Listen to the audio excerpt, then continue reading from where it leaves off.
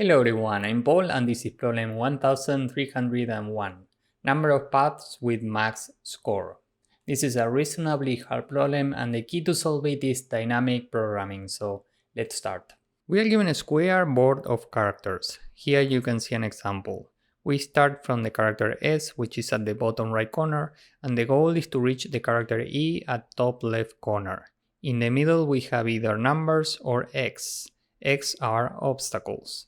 And we can move either up, left, or diagonally.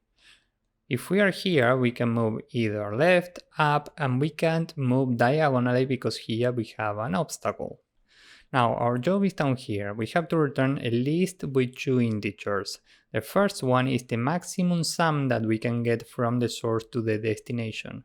If we go left, the sum is 1 plus 2 plus 1, which is 4. And if we go up, the sum is 1 plus 2 plus 1, which is 4. In both scenarios, we get 4, so the maximum sum that we can get is 4. The second value in the result is the number of paths that we can take to get this maximum sum. In this scenario, we have 2 paths, so we have to return this. Now, let's say for a moment that this number is a 1 instead. Now if we go left, the total sum is 1 plus 1 plus 1, meaning 3. And if we go up, the total sum is 1 plus 2 plus 1, meaning 4. The maximum between 3 and 4 is 4, and the number of paths with this maximum sum is 1. This would be the only valid path in this case. So here we would put a 1. Now the number of valid paths with the maximum sum has to be taken modulo 10 to the power of 9 plus 7. And if there is no path, we have to return an array with 0, 0. The key observation here is the following. We start from the source and we have 3 choices. We can move either left, up, or diagonally. In this scenario, we can't move diagonally because we have an obstacle, so this branch is not available, but we can move either left or up. Let's say that we decide to move left. Next, we are here, and we have 3 choices again. We can go either left, up, or move diagonally. In this case, we can't go up because here we have an obstacle, but we still have 2 choices. And now here you can see the main idea. We are solving small subproblems and using those results to solve larger subproblems. This is the definition of dynamic programming. So let's see how this works now. Let's say that we build a DB grid with an array with 2 elements for every character in the board. We start from S, so we start here. The maximum sum at this point is 0 because we are starting, and the number of paths with this maximum sum is 1. Now we are iterating this in reverse. You will see why in a few seconds. Next we are here. What do we store here in the maximum sum so far? Well, if we are here, we have to come from either right, down, or this diagonal. Here, down, and the diagonal are out of bounds, so we can only come from the right.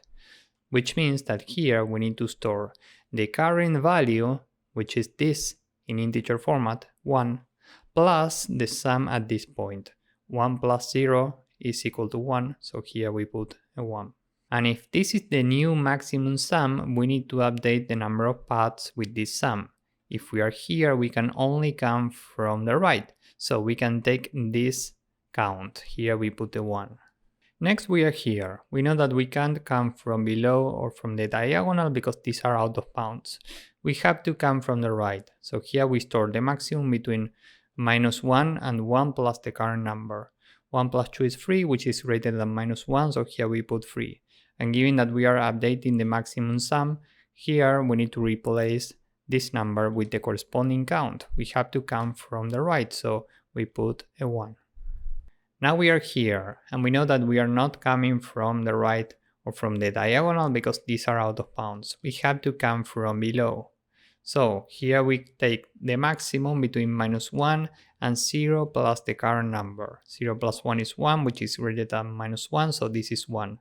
And given that we are updating the maximum number, we need to update the count too. So here we take the corresponding count for the previous cell. This is now 1. Now we are standing here and this is an obstacle. Whenever we find an obstacle, we can just continue. Next we are standing here and this is where it gets interesting. we can come from either right, down, or from the diagonal. So what do we put here? Well, here we need to put the maximum sum, so we need to compare our neighbors. We want to keep the maximum value among these three, which is 3. So here we do 3 plus the corresponding number for this position, which is 1, and the result is 4. 4 is greater than -1, so here we put the 4. And for the count, we need to keep this, because we have only one path with this maximum value, so here we put a 1. Next, we are standing here, and we have to come from below. So here we store the maximum between -1 and 1 plus 2, so this is now 3. And if we have to come from here, we need to replace this number with this number, so this is 1. Now we are standing here, so we check what's the maximum value among the neighbors, and it's a 3. This is a unique maximum value, so we replace this with 3 plus 1, meaning 4, and we replace this with this number, 1. Finally, we are standing here at E. If we look at the neighbors, the maximum value is 4, and we see this 4 in 2 different cells, so we have a tie. What do we put here at index 0? Well, the maximum value, 4. And what do we put here at index 1 for the count? Well, for this, we are keeping track of accumulated counts. We need to go to the cells where we find the maximum value and add the corresponding counts. 1 plus 1 is 2, so here we put 2. Finally, we can return this array in dp at row 0, column 0. If this number was a -1 instead, for some reason, we would have to return an array with 0 and 0. Remember the description. Time complexity for this approach is big O of n times m, where n and m are the dimensions of the board that we are given, because we are iterating every cell only once, and from each cell we are iterating 3 neighbors as maximum every time. Space complexity is the same because we are building this DP array. So with this in mind, let's go with the code. First, we can say that the mode value is 10 to the power of 9 plus 7. This is in the description. N is the length of board, and M is the length of board at row 0. We need a DP grid. This is an array, which includes an array, and every time we use an array with -1 and 0. So we want this for every index in range, the amount of columns, and we want this for every index in range, the amount of rows. Now we can go to the last cell, dp -1 -1, and here we use an array with 0 and 1. Remember that this is the starting point. Now we can iterate the cells in reverse. So for I in range, from m-1 to -1 in steps of -1, and for j in range, m-1, -1, -1. If the current value is equal to s, we are just starting, so we can just continue. We have the result in this scenario right here already, so we just continue. Now, if board ij is equal to x, we have an obstacle, in which case we continue. And if board ij is equal to e, here we can say that the current number is 0, meaning we have no contribution in this scenario. Else, this means that we are standing at some number, and we need to transform this number into an integer. So we can say that the current number is an integer from the current value, board ij. Now we can iterate neighbors to find the maximum sum and the number of paths in which we see this maximum sum. So we can say that best is initially -1 and new count is initially 0. This is what we use for index 1 of the current cell. Now, how do we iterate neighbors? Well, we can say for new I, new j in, and here we use tuples. If we want to go down, we go to I plus 1 j. For right, I, j plus 1. And if we move diagonally, I plus 1, j plus 1. If we are out of bounds, meaning new I is greater or equal to n, or new j is greater or equal to m, then we just continue. Else, we are here, so every time we have a score and a count. This is equal to dp at the neighbor coordinates, new I, new j.